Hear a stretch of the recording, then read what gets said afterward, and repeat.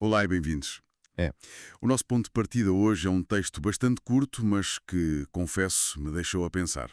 Fala de uma académica, Ana Cardoso de Matos, e descreve-a na mesma frase como professora jubilada e, ao mesmo tempo, como uma força incrivelmente ativa. Ora, isto parece-me, à primeira vista, um paradoxo, não é? Normalmente, quando alguém se jubila, pronto, arruma os papéis, dedica-se a outra coisa. Mas aqui não. A nossa missão, portanto, é tentar perceber isto. Como é que alguém, formalmente retirado, continua a ser uma figura tão influente? É um ótimo ponto de partida, porque é precisamente essa aparente contradição que torna esta análise tão interessante. Não estamos a falar de um legado que está fechado em livros numa estante. As fontes sugerem algo muito mais dinâmico, um legado em ação, como lhes chamas. A palavra-chave aqui é como. Como é que isto é possível? E o texto dá-nos três pistas principais. O que ela construiu na sua universidade, o que é que significam realmente os seus títulos atuais e a rede de contactos que ela tem. Se juntarmos as peças, talvez consigamos perceber a mecânica por trás de uma influência que se recusa a reformar. Perfeito. Então vamos por partes. A base de operações dela, a Universidade de Évora. O texto fala em 38 anos de ensino e investigação, quase 4 décadas. Isso por si só já é notável. Mas o que me saltou à vista foi a menção à fundação de um mestrado internacional. E o nome: Técnicas, Património e Territórios da Indústria. É quase um poema. Porque é que esta especificidade toda é importante? Quer dizer, não podiam ter-lhe chamado simplesmente História da Indústria. Essa pergunta vai mesmo ao coração da questão. Chamar-lhe só História da Indústria seria redutor, seria colocar o tema numa caixinha académica mais tradicional. Cada uma daquelas palavras, técnicas, património, territórios, abre uma porta diferente. Técnicas obriga a olhar para a engenharia, para o como as coisas eram feitas, para as máquinas. Não é só tipo a história social, é a história dos parafusos e das engrenagens. Certo. E territórios? Bem, territórios liga tudo isto ao espaço, à geografia, a como uma mina ou uma linha de comboio mudou por completo uma paisagem. Ou seja, o nome em si já é uma declaração de intenções. Obriga estudantes e investigadores de áreas completamente diferentes a sentarem-se à mesma mesa. Exatamente. Um engenheiro, um historiador e um geógrafo a discutir o mesmo tema. E é aí que está o gênio da coisa. Criar um mestrado, ainda por cima internacional, não é só ter uma boa ideia. É um ato de construção institucional brutal.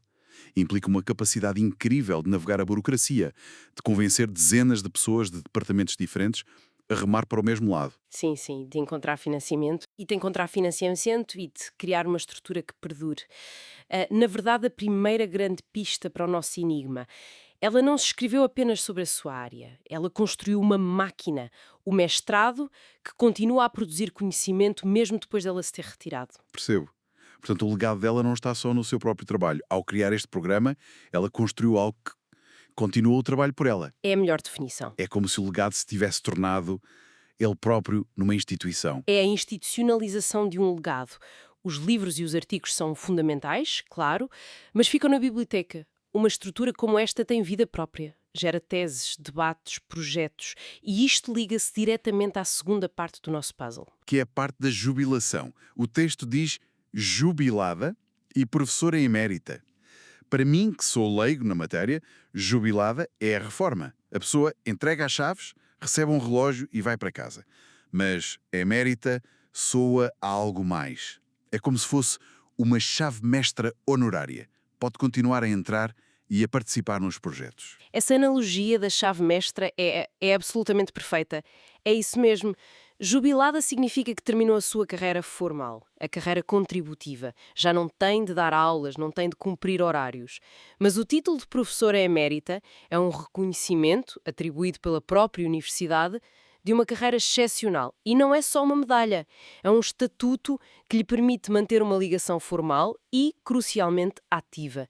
Permite-lhe continuar a fazer o que a fonte destaca, orientar teses de doutoramento. Pois. E isso não é pouca coisa. Orientar um doutoramento é um compromisso de anos. Anos. O indicador mais claro de que a sua influência está no presente, não no passado. Diz-nos duas coisas muito importantes. Primeiro, que ela se mantém na vanguarda da investigação. Não se pode orientar um trabalho de ponta se a nossa própria cabeça parou há 10 anos. E segundo, e talvez mais importante, significa que está ativamente a moldar a próxima geração de académicos. É uma transferência direta, pessoal, de conhecimento. Faz todo sentido. Mas deixa-me colocar aqui uma questão, fazer um bocado de advogado do diabo. Uma figura tão central e com um legado tão forte, ao continuar a orientar, não corre o risco de criar clones? Investigadores que apenas replicam as suas ideias? É uma excelente pergunta e toca num ponto nevrálgico da mentoria académica. O risco existe sempre. No entanto, a marca de um grande orientador não é criar cópias, mas sim dar as ferramentas para que o orientando supere. É ensinar o rigor, a metodologia, a forma de pensar criticamente, mas depois desafiá-lo a encontrar o seu próprio caminho. O facto de a sua rede ser tão internacional, como vamos ver, sugere uma mentalidade aberta ao debate, não ao dogma. O legado não está no arquivo, está, por assim dizer, no laboratório. Gosto dessa imagem. O legado em movimento. E esse movimento, pelo que o texto indica, extravasa completamente os muros da universidade. A fonte menciona a participação dela na Associação Ibérica dos Caminhos de Ferro e no Comitê de História da Eletricidade da Fundação EDF. Admito que isto soa a reuniões intermináveis. Mas imagino que haja aqui mais do que parece. Sim, pode soar a isso, mas o que é fascinante é como tudo se encaixa. Não é? Os temas ligam-se uns aos outros. Se pensarmos bem, o que são os caminhos de ferro e a eletricidade? São a espinha dorsal da Revolução Industrial. São precisamente os técnicas, património e territórios de que falávamos há pouco, mas no mundo real. Ah, claro. A participação dela nestes comitês é a prova de que o seu conhecimento não é apenas teórico ou histórico. Ou seja, é aqui que o conhecimento académico sai da Torre de Marfim e vai para o mundo para onde as coisas acontecem. Exatamente. A Fundação EDF, por exemplo, está ligada a uma das maiores empresas de energia do mundo. Estas organizações precisam de especialistas que lhes deem profundidade histórica, contexto, rigor, para tomar decisões sobre como preservar arquivos, museus ou até infraestruturas. Isto mostra que o trabalho académico dela tem uma aplicação prática e uma relevância social imensa. É a ponte perfeita entre a universidade e a sociedade. E essa ponte, ao que parece, é também internacional. A nota final do texto refere a ligação com investigadores na América Latina, França e Itália. Isto amarra a ponta que ficou solta no início.